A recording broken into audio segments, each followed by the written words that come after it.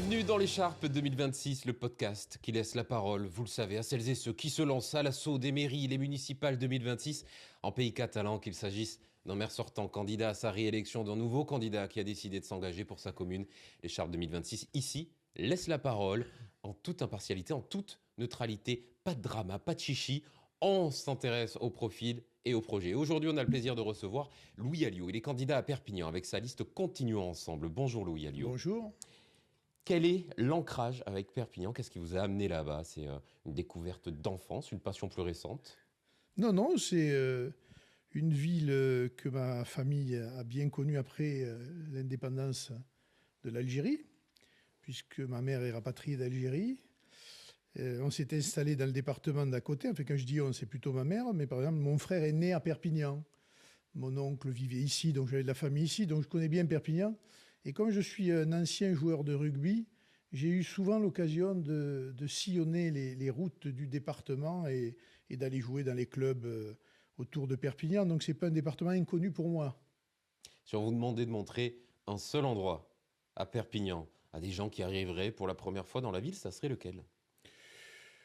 Curieusement, il ne serait pas au cœur de Perpignan, ce serait Russino, que je trouve délaissé et qui est pourtant le berceau de la ville, hein.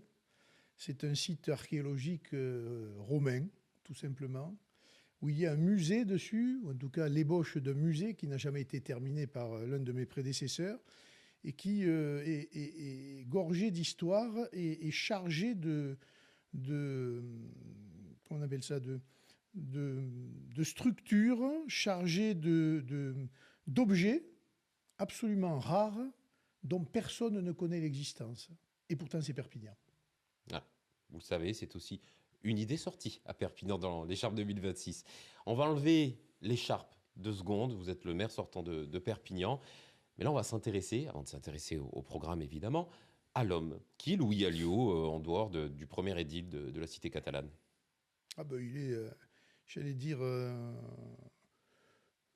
avocat de métier, ancien enseignant à l'université, docteur en droit, diplômé d'études supérieures en sciences politiques, et rentré très jeune en politique, enfin très jeune, j'avais quand même 18 ans, tout simplement parce que la gauche, en 81, est arrivée aux affaires, tout le monde croyait qu'elle allait révolutionner la Terre, la droite a repris le flambeau, c'était la première cohabitation avec Chirac, j'ai bien vu que ça n'irait pas très loin, et donc à partir de ce moment-là, je me suis dit, ni la gauche ni la droite ne résoudra jamais rien dans ce pays, et donc je vais m'engager ailleurs, et je me suis engagé ailleurs.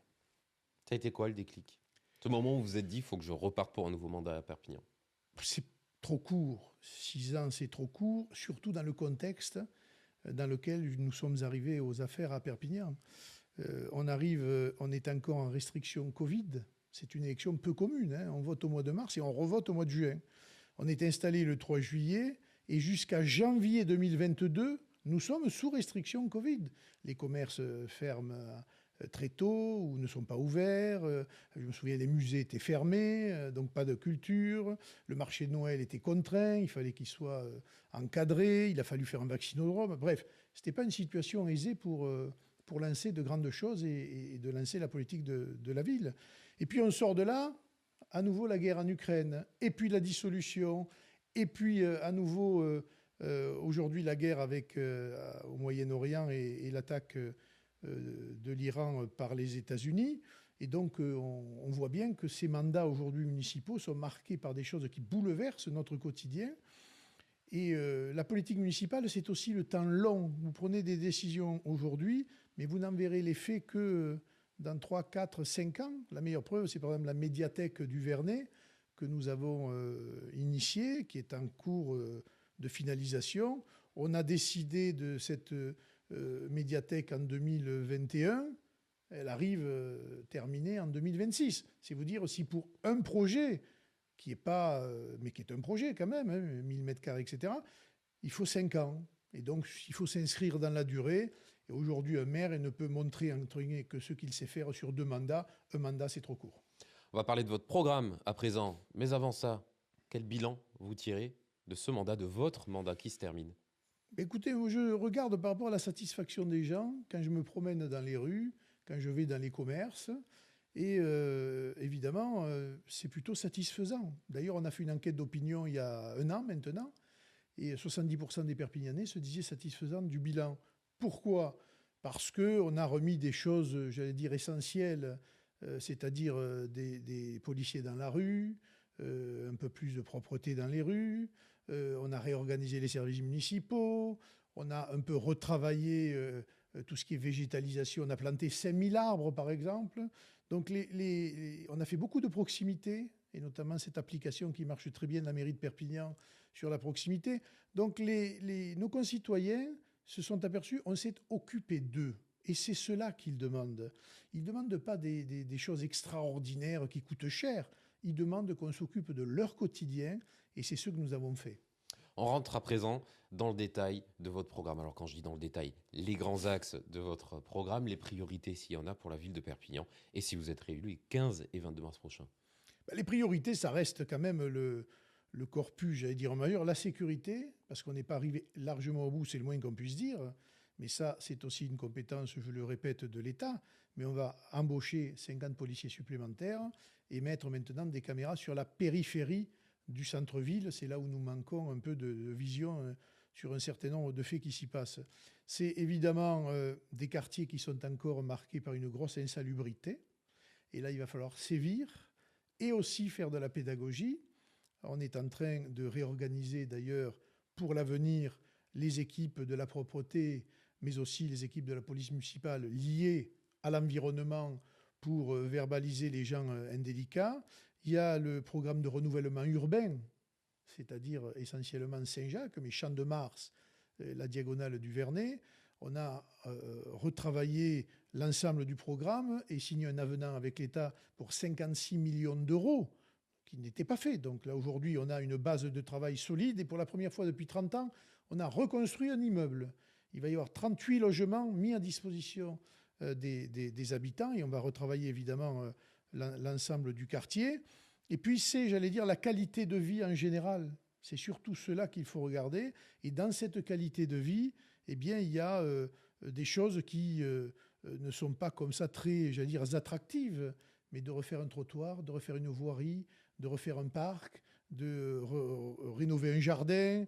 Voilà, toutes ces choses-là sur lesquelles nous avons agi, mais pas assez, eh bien, prendront encore de l'ampleur. Pour le reste, si je devais regarder, par exemple, l'aspect économique, on a participé à l'installation de l'école 42, ce qui n'est pas rien.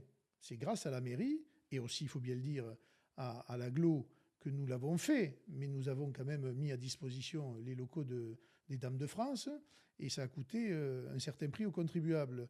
Il faut que l'agence d'attractivité de la communauté urbaine prenne toute sa place dans le développement économique.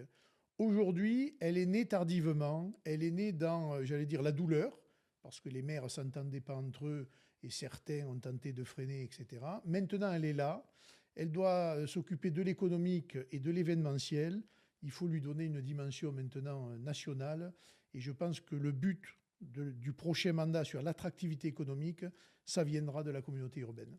Louis Alliot, si vous êtes réélu, on va se projeter à présent. Si vous êtes réélu 2032, quel serait selon vous le changement le plus visible par les Perpignanais, Perpignanaises ?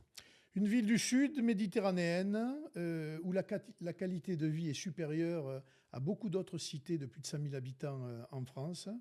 Une ville ouverte et, j'allais dire, avec un patrimoine culturel, une richesse patrimoniale qui fait envie à d'autres. Et donc, de ce point de vue-là, une ville attractive. Et dans cette ville attractive, il y a aussi l'installation d'entreprises sur l'environnement immédiat de Perpignan, pour donner de l'emploi à nos jeunes, tout simplement, parce qu'on voit bien que nos jeunes ont des difficultés lorsqu'ils ont des diplômes à trouver de l'emploi sur place. Et tout le travail aujourd'hui de Perpignan et de la communauté urbaine sera évidemment de répondre à cette attente-là qui est, j'allais dire, un drame pour beaucoup et un manque terrible pour beaucoup de familles de notre ville. Louis Alliot, les 20 secondes de la fin. À présent, 20 secondes pour vous adresser à celles et ceux qui voteront peut-être pour vous les 15 et 22 mars prochains face à votre caméra. Elle est juste ici, allez-y. Écoutez, on a fait 6 ans ensemble dans les meilleures conditions possibles avec une équipe soudée, travailleuse, courageuse, dans un contexte évidemment qui n'était pas génial. Pour faire, j'allais dire, un bon travail de maire, il faut 2 mandats. Il faut faire confiance. Vous m'avez fait confiance au premier mandat. Eh bien, je pense qu'il faut renouveler cette confiance-là. Et puis, on refera le bilan dans 6 ans. Merci Louis Alliot. Merci. Et merci à vous également d'avoir suivi cet épisode de l'Écharpe 2026. Je vous le rappelle, l'Écharpe 2026, c'est un podcast libre, gratuit et non financé. Avant de partir, n'oubliez pas de vous abonner à la chaîne Plateau Média. Soyez sympa et puis activez la cloche, tant qu'à faire, pour ne rater aucun futur entretien avec les acteurs des municipales 2026. À très bientôt pour un nouvel épisode. Salut.